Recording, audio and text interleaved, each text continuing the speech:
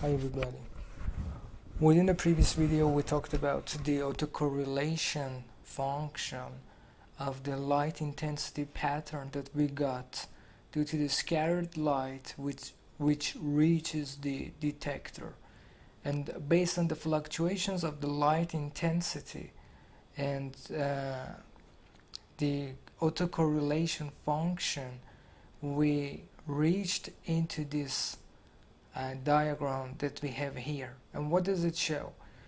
Well, if you remember, we showed you here in these two diagrams that the large particles are having the larger diffusion coefficients, so the fluctuations of the light intensity at the theta angle which reaches the detector is more slowly. You see the light intensity is moving more slowly compared to the small particles, and this is directly proportional to how fast our nanoparticles are moving within the medium. Okay, and we said that by taking the autocorrelation function in order to compare the pattern of the light intensity with itself at a delayed time of tau, we can see how similar this function is going to be with itself at a delayed time.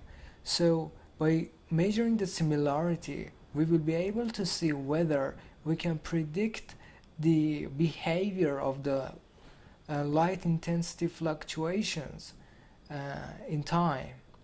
So by the time that we lose our ability to predict the future data based on our present data, we lose our correlation. Okay, so we introduced the correlation function, and we told you that we have the time t and the time t plus tau, that we will have the two different light intensities multiplied together to compare them with each other, and finally we reached into two different values. That for the time delay of 0, the correlation reached to the number of mean score here that we have, and for the time delay of infinity, or we can say much greater than the typical fluctuation time, we will reach into the square of the mean. And if you remember, we said that we make the assumption of putting the reference on the mean of the average value of this light intensity. So the average value is going to be 0, and you see here that because the average value here is 0, the square of 0 is also 0. So our autocorrelation is going to decay to 0, and it starts from 1. And why does it start from 1? It was because of the normalized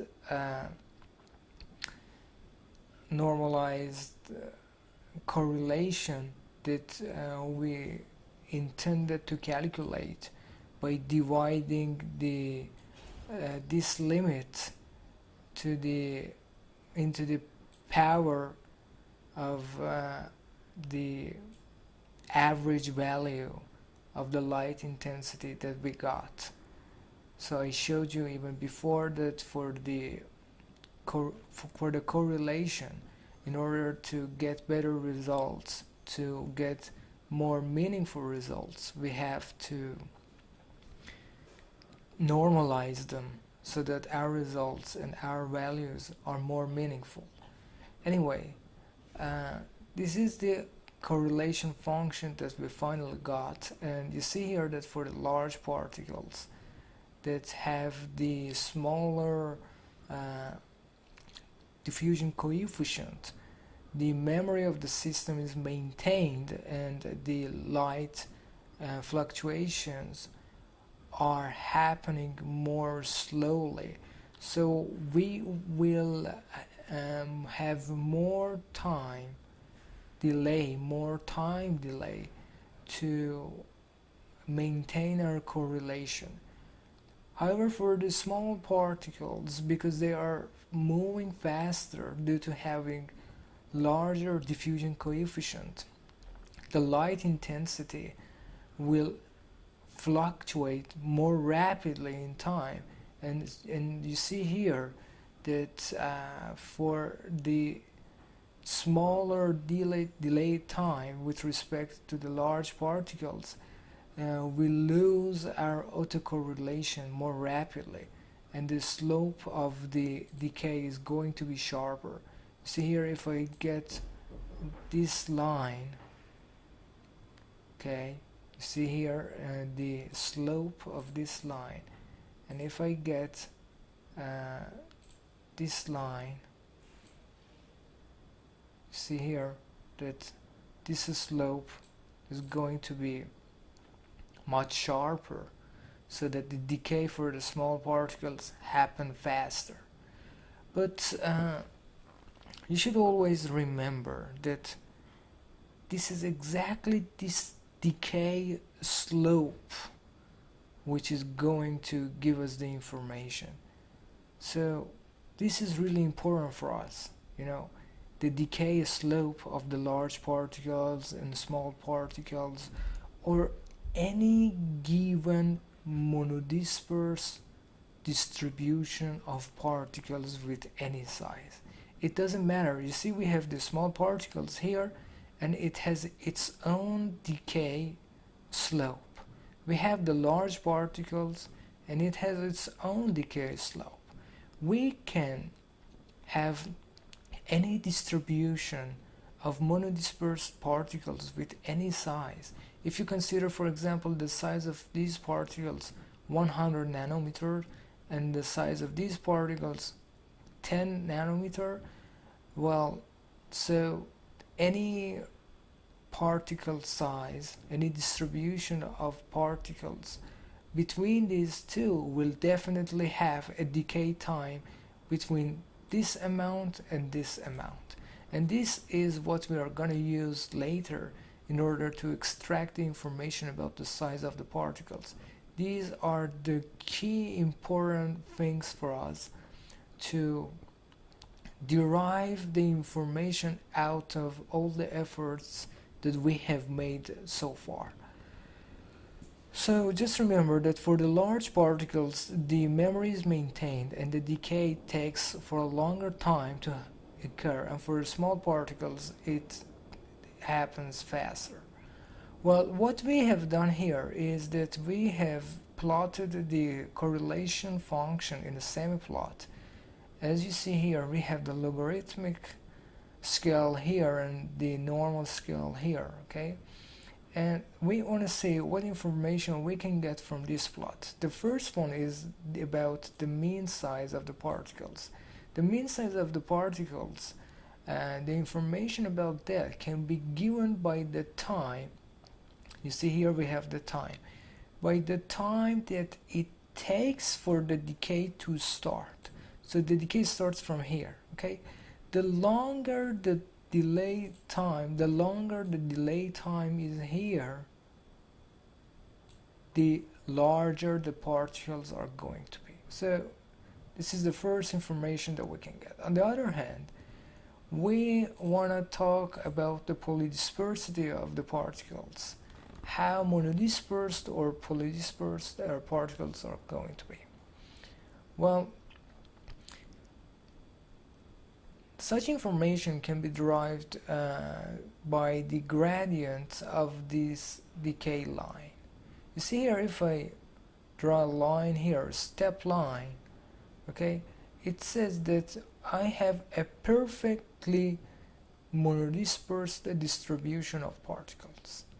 But as the slope of the line tries to go towards here, the polydispersity increases. So for example, for this line we have more we have the particles with more polydispersity compared to the particles with this line, and for this step line we will have the great monodispersed distribution of the particles. So I can say that based on the angle of the decay slope, we will get the information about the polydispersity. And finally, we will get some information from the baseline. You know, depending on how flat and noise-free the baseline is, we can get the information about the aggregates and the noise present within the distribution of our particles. Well,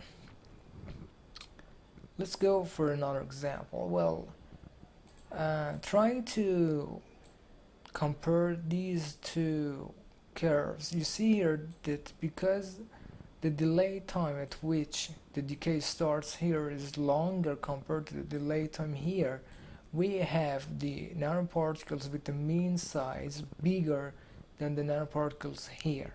On the other hand, because both of these curves seem to have the same slope, the same gradient, see here I draw the line, and again I draw a line here, they seem to have the same angle, so I can say that the polydispersity of both of them seem to be the same. And because the flat baseline is present for both of them, so their presence of aggregates or noise has not happened within these two samples. Again, here we see the information that we mentioned above. You see that the delay time gives us the information about the mean size and the decay slope, the information about polydispersity, and here in the baseline we will have the information about the presence of the aggregates. And again, you see the mean size is small because it doesn't take a lot of time for the decay to start, and because the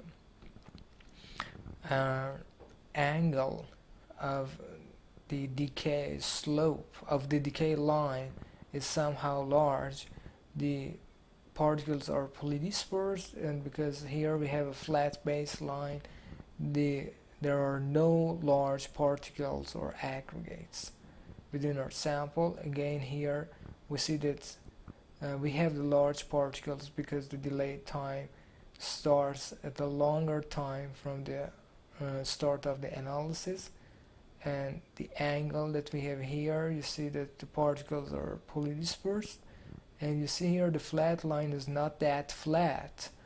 The baseline is not that flat, so the presence of large particles are obvious within the sample, so we can say that we have a noisy baseline. On the other hand, you see the same example here, the large mean size of the particles, the polydispersity, and the presence of the aggregates. But now I want to tell you about the autocorrelation function and its mathematical description here, and let's see how we can extract the information about the size quantitatively and not qualitatively. Well, if we just go back to the function that I showed you here, you see here that there is the exponential decay of the correlation function, okay? And such exponential decay can be shown by this factor here that we have, and it contains the information of how fast the decay is going to happen, okay? And you remember that the decay and its rapidity to happen is completely proportional to the size of the particles. okay, to the diffusion coefficient of the particles. Well, let's have a look at the diffusion coefficient of the particles. Well, if you, this is the R, okay, if you substitute the hydrodynamic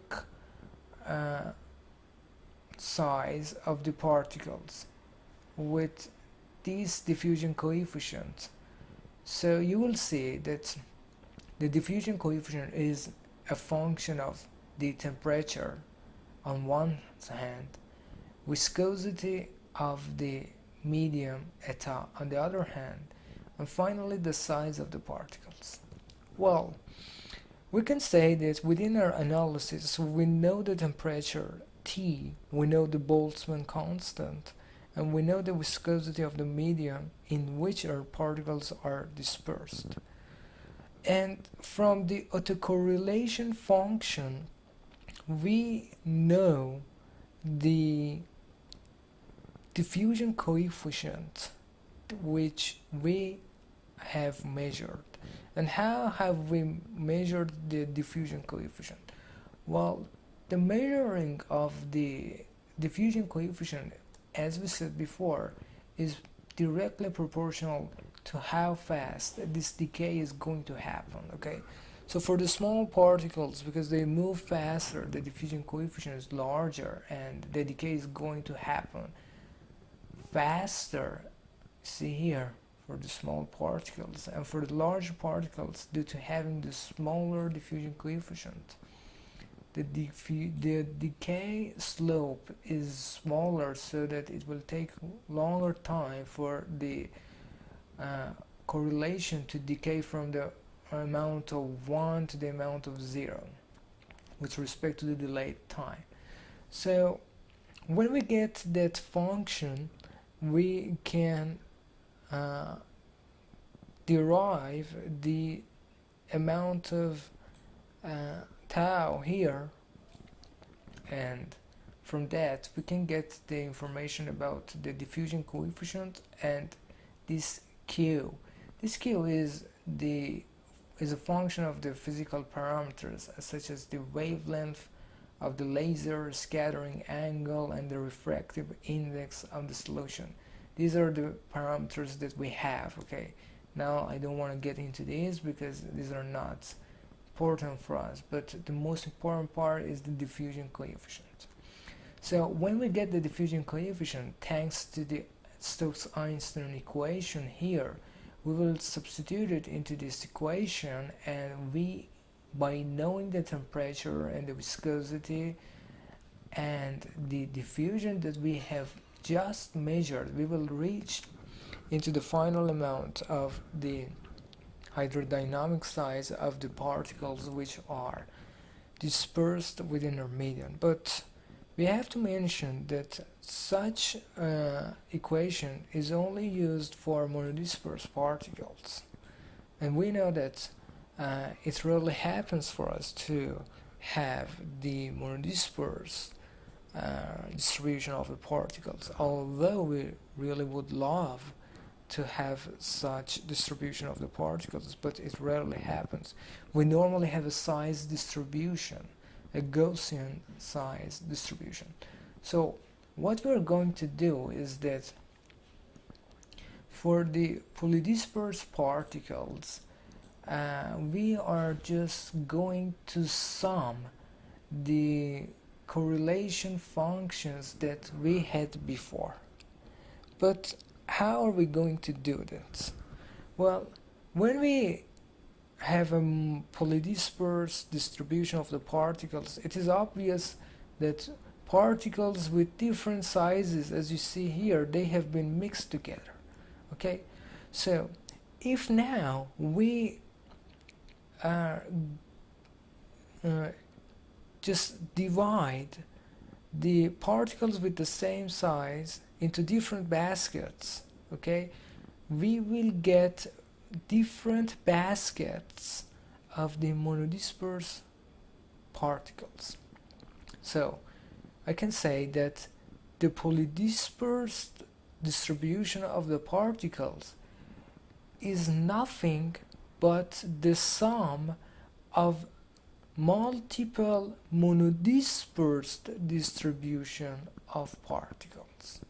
This is a good assumption to do in order to make the calculations more simpler and easier to proceed.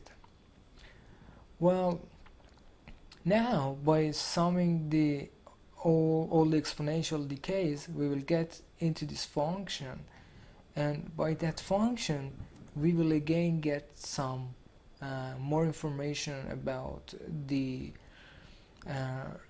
mean size of the particles, their distribution, their polydispersity, and others. But let's have a look at the cumulants analysis. Well, the function that you just saw above can be shown by a polynomial function like here. So this is the correlation function of the sum of all those exponential correlation functions that we had. So you see here we have the A, B, and C, and these have physical meanings.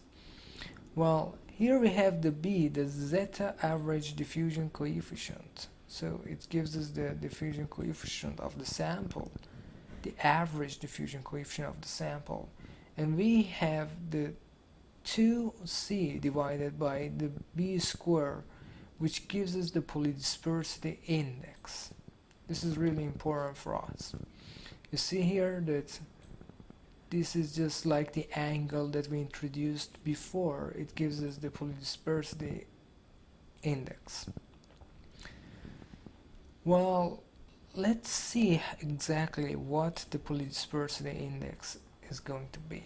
Well, the PDI, which stands for the polydispersity index, just tells us how uniformly the size of the particles are distributed. You see here that for this sample almost all the particles are having the same size. So when you want to show the number of particles with respect to their size, you will have a narrow, you see how narrow it is, a narrow size distribution of the particles for this sample. On the other hand, you see here that we have the aggregates. Here we have the primary particles. Here we have the doublets, two particles. We have the triplets here, 3 particles. And you see that it is compared to this distribution is more broad. So let me write these words for you. So here we have the broad distribution, and for this function we have the narrow size distribution of the particles. So depending on the polydispersity index, we can have a quantitative comparison for the size distribution of the particles that we have. As you see here, when our PDI is something between 0 to 0.05, we have the monodispersed particles. So they are really narrow. So they are greatly uniformly distributed. On the other hand, as the polydispersity index increases between these two numbers, we have the nearly monodispersed sample. And again, we have the mid-range polydispersity, and for the polydispersity index larger than 0.7, we have our particles which are very polydispersed. You see here for this size distribution is more broad compared to this one, so that they are very polydispersed. So we can expect that the polydispersity index for this function is going to be something, around 0.7. Well, okay, but although we got the information about the polydispersity index, but still we don't have this information about the size distribution. We don't know how our particles are exactly distributed. We want the quantitative information about the size distribution. So here we are going to use the content analysis, and it says that for the function above, this function that we had here, we said that we are just going to sum all the exponential decays. So by summing all the exponential decays, we will reach into the autocorrelation function, which can give us the information about different diffusion coefficients, and from those different diffusion coefficients we can get different hydrodynamic sizes. Okay, so this is the idea. But although we have the discrete data, with a good approximation we can use this function as the continuous data, and you see here that it looks like the Laplace transform. Well, the problem is that we don't have this function.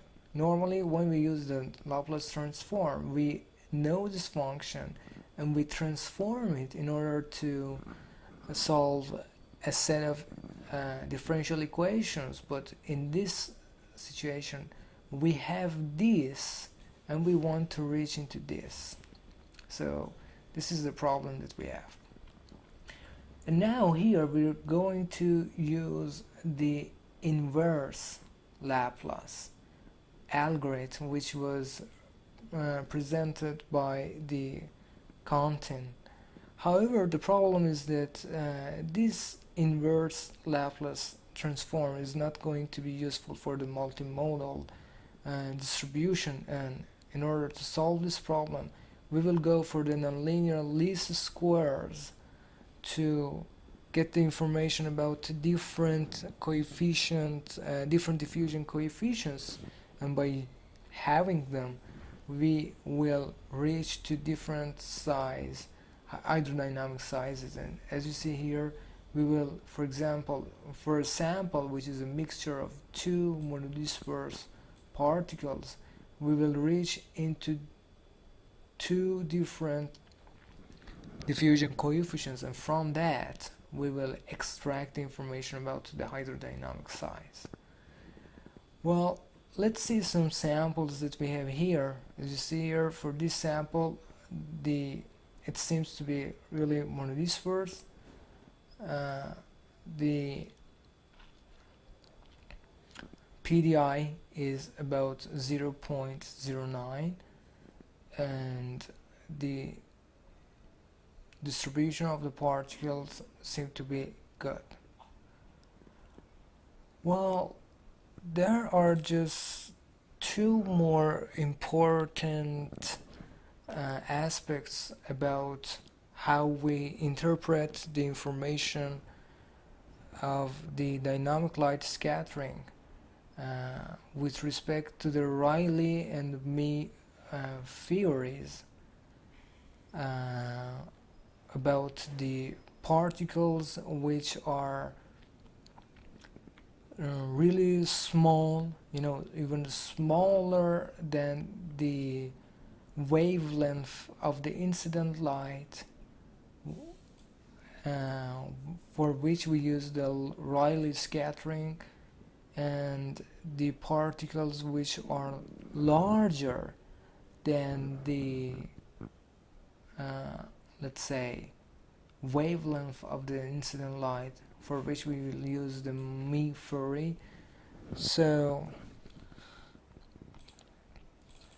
I see that I have already talked about 29 minutes, so we will move into this section within the next video, and please just review what we have said so far in order to understand the physical meaning of what is happening, and try not just to memorize some information which has been stated.